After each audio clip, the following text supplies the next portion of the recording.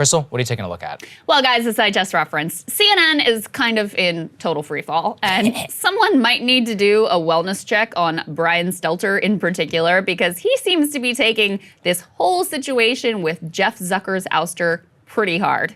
What do I mean? Well, just watch this little monologue that he delivered on his show this week.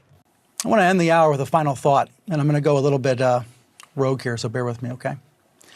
Jeff Zucker's departure was shocking to the staff of CNN. But CNN was not built by just one man, not by only Ted Turner, and it was not led only by Jeff Zucker. CNN is so much bigger than any single individual. It is about teams and teams of people, thousands of individuals who make up CNN. But the people who say we're lacking journalism, that we've become an all talk channel, that we've run off and we're all opinions all the time, that Jeff Zucker led us astray, those people aren't watching CNN. They're not watching CNN. They're watching complaints about CNN on other channels that don't know what they're talking about. That's the truth. CNN is the reporters and the producers and the production assistants and the writers and the editors and the technical directors. CNN is the executives and it's the interns and everybody in between who keeps this place running 24/7. So when something horrible happens in the world or when something wonderful happens in the world, you know where to turn. That's what CNN is. We lost our leader this week, but we're not going anywhere. Now, if you've ever watched Brian Stelter on TV, you may have wondered to yourself, how exactly did this dude get this job? And I am genuinely not trying to be mean here to Brian. He may well have other skills and talents, but he is just really not good at being a TV host. He is bad at writing the monologues. He is bad at delivering the monologues. He is bad at interviewing. He is bad at debating. His expressions, his tone, his mannerisms, they're all kind of forced and inauthentic. He is clearly uncomfortable, and it makes the viewer very uncomfortable watching him. And that's putting aside the extremely cringe content, of course. But now, having watched that clip, you know the answer as to how we got this job. This impressively slavish piece of CNN propaganda is exactly why Brian Stelter is in that chair. In theory, Stelter's job is to be a media watchdog, to hold journalists and media organs accountable, including CNN. Instead, at the most difficult times, he went out of his way to protect his benefactor and patron, Jeff Zucker.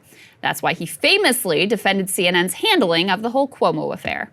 Really that seems like an odd conflict of rules. It is an odd conflict, but I don't think if we open up the journalism ethics book, there's no page for this. It's the craziest set of circumstances you can imagine. And his real job of being Zucker's loyalist and attack dog is why he never reported on the things that he surely knew about Zucker, his mistress, and the Cuomo brothers. To describe Stelter as managed opposition would give him way too much credit for ever pretending to be oppositional. Viewed in another light, you might also view Stelter's monologue as a desperate bid to save his own hide, to reassure the new regime that his real dedication is to CNN, the organization, and that he will be equally embarrassingly unethical in service of the new leadership team as well. After all, no one is more exposed than Stelter right now, with Zucker out the door. Tabloids are already reporting that his demise might be imminent. One source told the Daily Mail, quote, "He's been Jeff Zucker's water boy for years, and no one believes he didn't know about all of this. He's been sitting on his moral high horse, doing Jeff's bidding and ripping Fox and every other media outlet that Jeff tells him to while his ratings crash and burn. Where was he on the biggest story at his own network after chastising everyone else?" In revealing how the real job of Stelter was to protect Zucker and target Zucker's enemies above all else, it was a real mask-off moment for CNN. And friends, they've been having a lot of those lately. Stelter's role is just one small piece of what we have learned throughout this whole Jeff Zucker situation. And honestly, the way that Zucker played it, blaming his departure on a consensual affair that almost no one really cares about, it was kind of a masterstroke. Since it involved sex and it involved tawdry gossip, it sucked up a lot of the oxygen and it satiated the public's interest in scandal.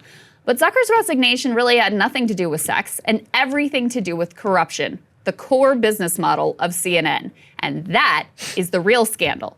What actually happened is that fired anchor Chris Cuomo was about to blow the whole place up, exposing just how cozy Zucker and his mistress, Allison Gollust, were with Governor Andrew Cuomo. Rolling Stone reports that the investigation into Chris Cuomo had also unearthed unethical behavior by Zucker and by Gollust. Quote, the source says the investigation suggests Zucker and Gollust were advising the governor at the beginning of the COVID pandemic in ways not dissimilar to what led to Chris Cuomo's dismissal. As Andrew sparred on a daily basis with then-President Trump over COVID messaging, the couple provided the governor with talking points on how to respond to the president's criticisms of the New York crisis. They also booked the governor to appear on the network exclusively, which became a ratings boon for CNN, with Chris Cuomo doing the interviewing. That is the real story.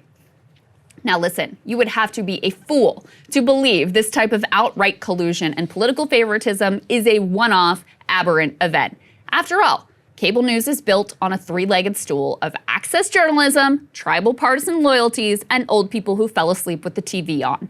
It's the kind of out-and-out corruption that Stelter and his colleagues justifiably railed against when it came to the incestuous relationship between Fox News and the Trump White House.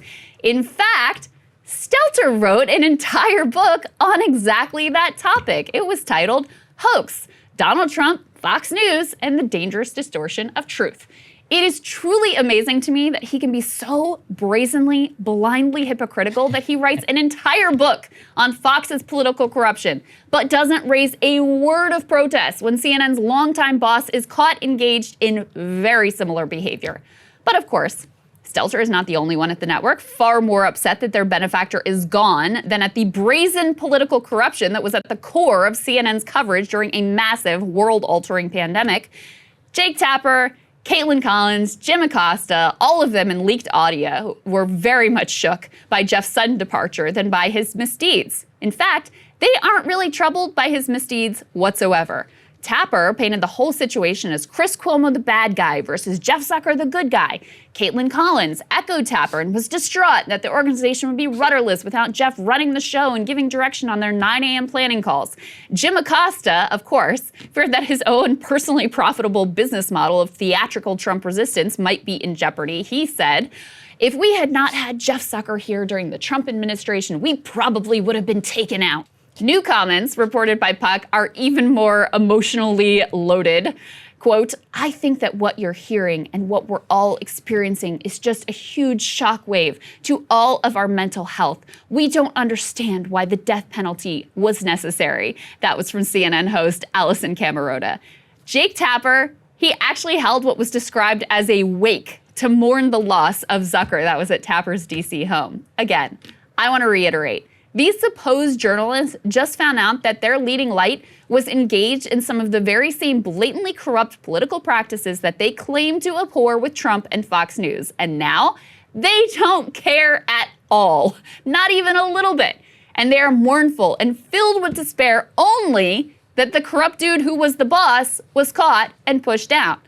Do I think that with Zucker gone, things will ultimately change at CNN, that new management will commit to journalistic integrity, clean house of some of the worst actors that ran wild during the Trump years? Obviously not. Don't get me wrong, some Zucker loyalists may well be fired. Lord knows they certainly won't prove their usefulness to the new regime through rating success. But as long as the cable news business model is what it is, nothing's gonna actually change. There'll just be a new boss with new sycophants and cronies to preside over the network's precipitous decline. While Stelter was delivering his monologue, the Chiron read, "This is CNN." And it was a little bit too on the nose there, because the culture of clubbiness, political favors, access journalism, and holding power to account, only so long as it doesn't conflict with the interests of their friends, their bosses, and their advertisers, that is CNN. And on this one issue, Brian is totally correct. While he and Zucker and others might ultimately be turfed, that CNN ain't going anywhere. Sagar, the increasing comments coming out from these anchors. Hey guys, thanks so much for watching. That's right. Just as a reminder, you can become a premium subscriber today. Watch the full show completely uncut, our reactions to each other's monologues. You get to listen to it, you get to ask us questions, all that good stuff. Link is right there in the description or at breakingpoints.com. Best of all, great way to say screw you to the mainstream media.